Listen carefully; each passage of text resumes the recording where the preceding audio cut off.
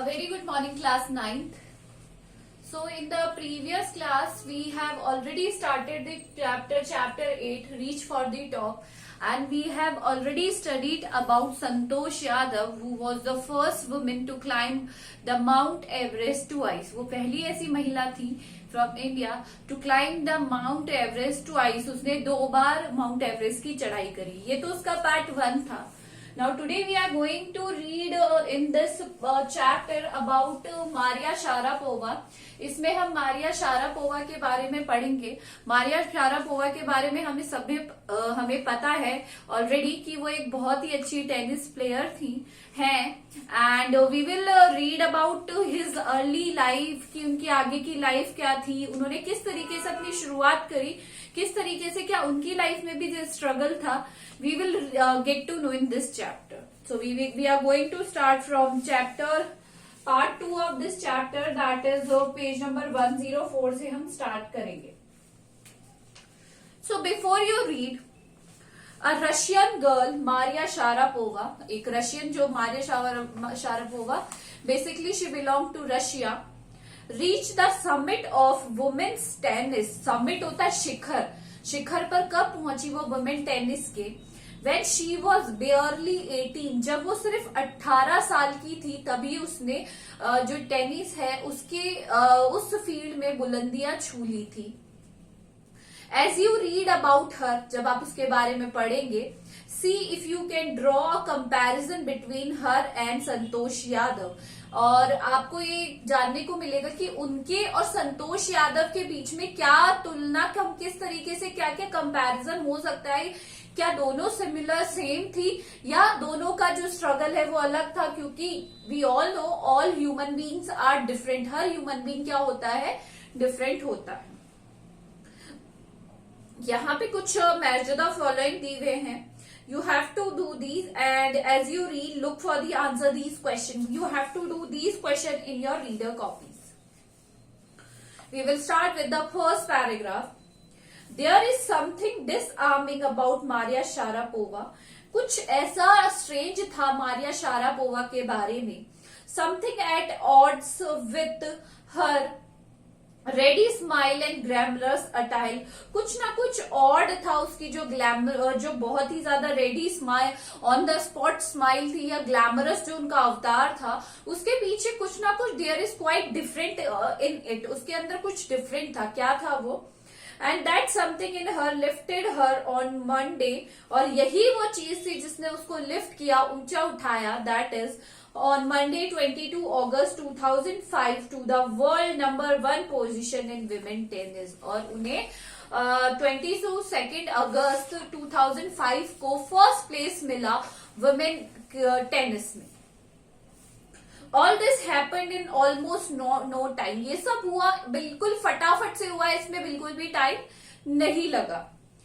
Poised beyond her years, the Siberian born teenager took just 4 years as a professional to reach the pinnacle. और चोटी पर पहुंचने के लिए, पिनाकल के ऊपर पहुंचने के लिए सिर्फ उसने कितने साल लिए? सिर्फ उन्हें लगे 4 साल. 4 साल के अंदर उन्होंने क्रिकेट की दुनिया में, टेनिस की दुनिया में क्या बुलंदियां छू ली थी. Maria Sharapova won the women's single at Wimbledon in 2004. जो उन्होंने वुमेन सिंगल जीता विम्बलडन में इन 2004 में. However, the rapid ascent in a fiercely competitive world, but जो ये रैपिड था, ये जो कॉम्पिटिटिव वर्ल्ड है जहाँ पे कंपटीशन चलता रहता है, began 9 years before with a level of sacrifice few children would be prepared to endure. But ये 9 साल पहले ही शुरू हो चुका था जब एक बच्चे को ना few children would be prepared to endure. मतलब हर एक बच्चा क्या होता है, they have some special capabilities कहेंगे, या उनके अंदर हर बच्चा डिफरेंट होता है. लिटिल मारिया, जब मारिया छोटी थी, she was young, has not yet celebrated her 10th birthday. She was packed off to train in the United States. That trip to Florida with her father Yuri launched her on the path to success and stardom. जब Maria Sharapova जब 10 साल की भी नहीं थी, तब उन्होंने पहली बार अपनी ट्रेन कहाँ गई, वो यूनाइटेड स्टेट्स गई। And this on her trip to Florida, जब वो अपनी ट्रिप पर जा रही थी फ्लोरिडा के, with her father Yuri. What was the name of his father? Her father Yuri. यही वो पाथ था जहां से उन्होंने शुरू किया। It is the path to success, यही वो पाथ था। But it also required a heart wrenching 2 year separation from her mother Yelena. But उन्हें ये हार्ट रेंचिंग, अपने दिल को चीर देने वाला जो वियोग था अपनी माँ से, कितने साल तक? 2 साल तक झेलना पड़ा। एंड उनकी मदर का नाम था Yelena. The latter was compelled to stay back in Siberia because of visa restrictions, और उन्हें थोड़े दिन के लिए साइबेरिया में भी रुकना पड़ा बिकॉज वीजा लगने में उनके कुछ रेस्ट्रिक्शन थे, कुछ पर रोक थी, जिनके कारण उन्हें साइबेरिया में रहना पड़ा। The 9-year-old girl had already learned an important lesson in life. जो 9 साल की लड़की थी मारिया शारापोवा, उन्होंने अपनी लाइफ का बहुत ही एक इम्पोर्टेंट लेसन सीखा था। कौन सा था वो? That tennis excellence would only come at a price. That tennis का जो एक्सीलेंस है, कुछ भी अपनी लाइफ में अचीव करना है, उसकी कीमत हमें चुकानी पड़ती है। We have to make sacrifices if we want to achieve something big in our life. अगर हमें हमारी लाइफ में कुछ बड़ा अचीव करना है तो वी हैव टू सेक्रीफाइस, हमें सेक्रीफाइस करना ही पड़ेगा। We have to sacrifice our parents. ऐसा नहीं है कि उन्हें छोड़ना। You have to sacrifice your, कुछ भी आपको अचीव करना है, आपको सब कुछ किसी इजीली अवेलेबल नहीं होता है। I used to be lonely, मारा शारापोवा रिकॉल्स। जब वो याद करती है तो कहती है कि मैं अकेली थी। I missed my mother terribly, और मैं अपनी मदर को बहुत ही ज्यादा मिस करती थी। My father was working as much as he could to keep my tennis training going on, और मेरे फादर मेरे साथ, मुझसे ज्यादा मेरे फादर डबल मेहनत करते थे मेरे साथ, ताकि मेरी जो टेनिस की ट्रेनिंग है वो चलती रहे। So he could not see me either, और ताकि वो मुझे देख भी ना पाए। मतलब उन्होंने भी मेरे साथ स्ट्रगल किया बहुत ज्यादा। Because I was so young, I used to go to bed at 8 PM, because मैं बहुत ही ज्यादा यंग थी उस टाइम पे यूजुअली, तो मैं 8 बजे ही सोने चली जाती थी। The other tennis pupils would come in at, और जो अदर टेनिस प्यूपिल्स थे यानी जो साथ वाले थे वो कब आते थे? 11 PM and wake me up and order me tidy to the room and clean up, और वो सब सारे 11 बजे आते थे और मुझे उठाकर कहते थे कि सारी चीजों को क्या करो, साफ करो और clean the room, tidy up the room.